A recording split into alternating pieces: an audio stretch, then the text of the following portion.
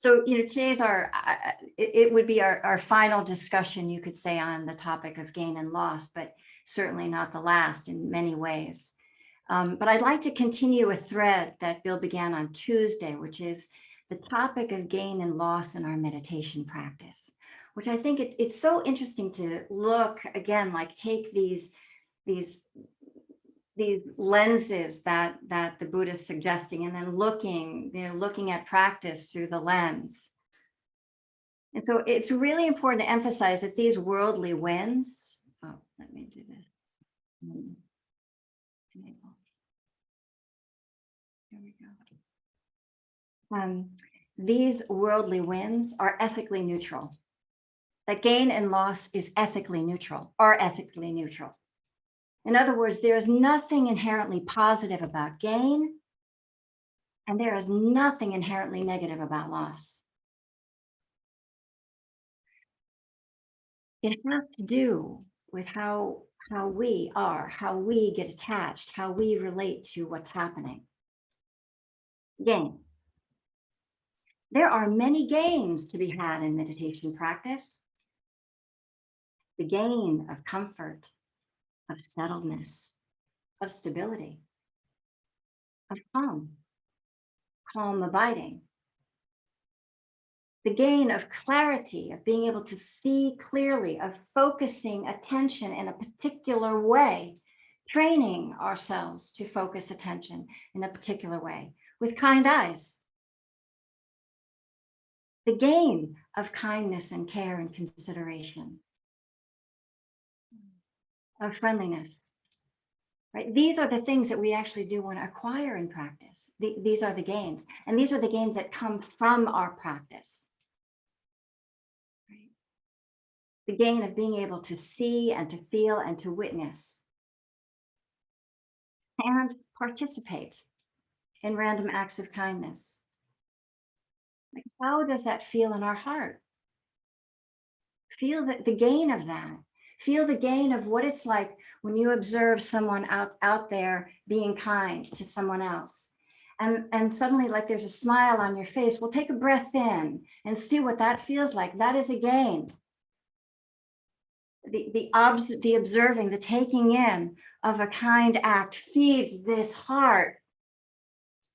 Right? These are the gains of wholesome qualities that we want to bring forth in our practice, to make much of when they're around. And then again, there's the gain of waking up today. Because, well, if you didn't wake up today, you didn't wake up today.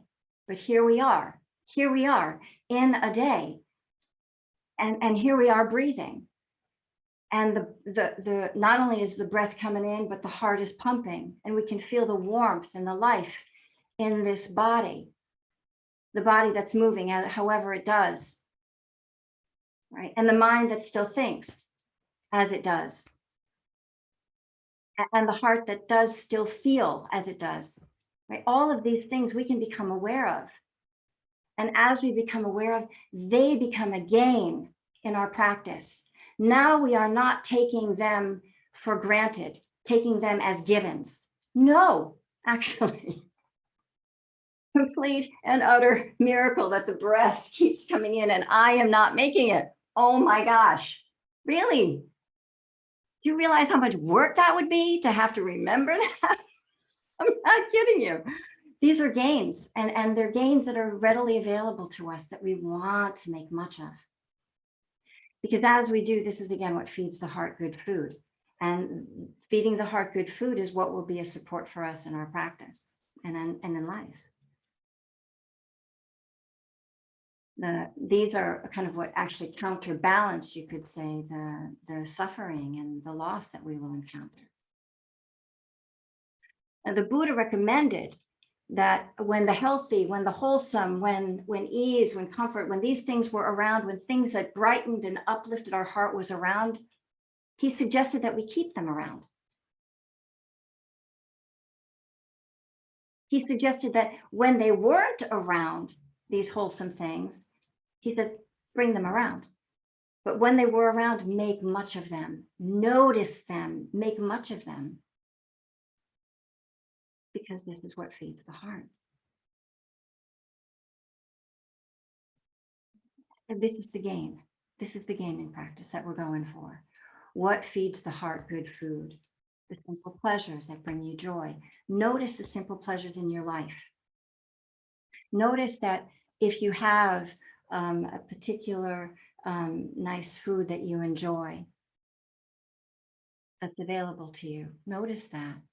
That's a boon, right? Kiss the joy as it flies. That's a secret to living in eternity's sunrise. Kiss the joy as it flies. Notice the joy. See the joy. Land in the joy of like breathing in the next breath that is unencumbered, that feels easy, and the naturalness of the breath, and breathe that in and feel that and appreciate that. Notice, feel, appreciate the game.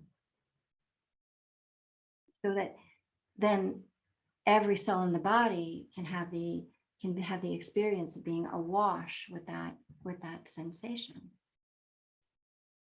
This is how we develop our heart, the kinds of gains that we want in our practice. But then there's loss. Now, this is the interesting one. Well, we want loss too in our practice. But loss is ethically neutral. Remember that. Loss is ethically neutral. Nothing inherently wrong about losing things. It's just that some things hurt and other things don't. And some things are harder to let go of than others. But there are losses that we hope for in meditation practice, things that we really do want to lose. The bad habits, the small addictions, the way in which we hurt ourselves, the way in which we hurt other people. Oops, right? Like that. Those are the ones we want to lose. Of course, we want to lose those habits. Nobody wants to cause trouble, right? But it just takes time and practice to begin to notice these things, these little bumps. We want to bump into them and notice them, because they interfere and they cause trouble. But there are more losses that we seek in practice, and losses actually that naturally arise and occur out of practice. Like today when we meditate, notice, what it's like at the very beginning of your sitting, like the level of restlessness, agitation, or tiredness, or just how do you feel? Get a pulse on there, on how it feels in there.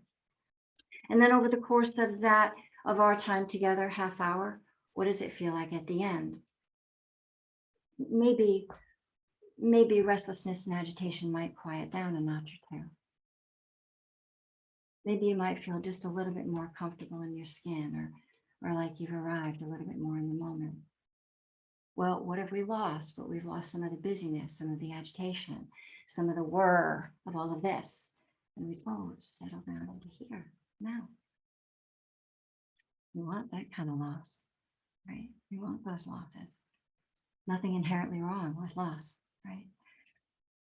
And we also might notice that at the end of the sitting that the mind is quieter. There's just like less noise inside, less chatter. Or you might have noticed over the course of that half hour that you were deliberately, intentionally withdrawing attention from unhelpful thinking, or deliberately refraining from letting the mind wander too far away from the breath and the body. And that deliberate withholding, that deliberate restraining intentionally to stay calm, to stay in the present moment, this entrains the losing of the taste of these unhelpful thoughts that we have developed a taste for. We lose the taste for them slowly.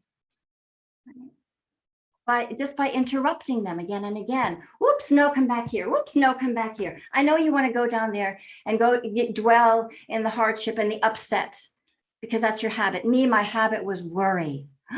Worry and doubt. Those were the places that my mind dwelled. Oh my gosh. It's just like gravitational pull over there. And so there was a deliberate interrupting of that gravitational pull to come back to the present moment, to entrain a sense of stability and calm, to be able to decide when I wanted to let the mind go over there or not, so that I had choice over time, that there was choice. And as that was interrupted enough times, well, actually, worry and doubt don't come up the way they used to. They're dying on the vine, you could say, just by not being watered so much, by not being given so much attention. This is a loss, and this is a gain for my practice. A loss of an old habit, a bad habit, an unhelpful habit, and a gain for my practice.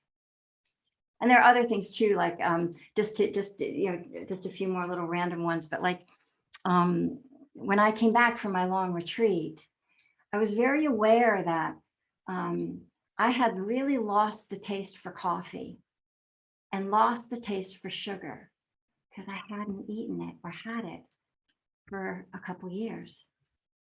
And you don't have something for a couple of years, and the body doesn't, like, it just adapts, and it doesn't need it anymore. It doesn't want it anymore. And then when you have it, well, then you notice something different. Like when I have coffee, I have to be very careful. Sometimes I'll want a cup of coffee, but it's actually quite acidic.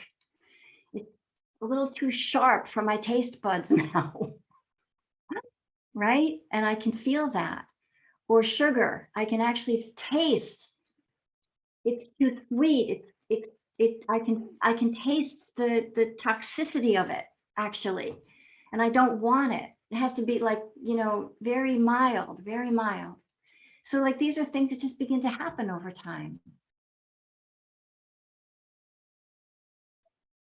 And what's important here is just to recognize that gain and loss are ethically neutral. There's no problem with them. We're just beginning to notice in your practice what loosens up, what unskillful stuff begins to loosen up a little bit and can begin to fall away. And what stuff can you be deliberately noticing and bringing forward? What things that uplift and brighten your heart so that you can hold the suffering that is present? Because there is so much.